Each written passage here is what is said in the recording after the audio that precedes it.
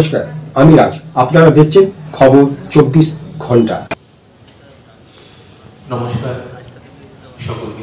রায় বেশে 1 সেপ্টেম্বর থেকে 3রা সেপ্টেম্বর 2025 চুঁচুড়া রবীন্দ্র ভবনে অনুষ্ঠিত হবে এই কর্মশালা। আমরা বরণ করে নিলাম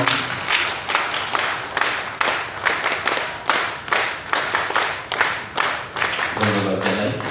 এরপর আমরা বরণ করে নেব শ্রী অমিত রায়, পৌর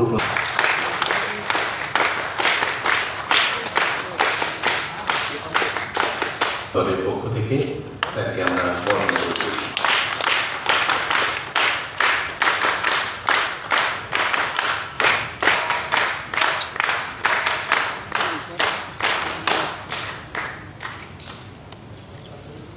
এই মুহূর্তে আমরা বরণ করে নিচ্ছি লোকশিল্পের কর্মশালা শুরু হয়েছে আজ রবীন্দ্র ভবনে এবং লোকশিল্পীরা এসে উপস্থিত হয়েছেন এবং প্রশিক্ষকরা এসেছেন বীরভূম থেকে, মুর্শিদাবাদ থেকে, যারা আন্তর্জাতিক স্তরে বিভিন্ন দেশে এই প্রশিক্ষণ দেন।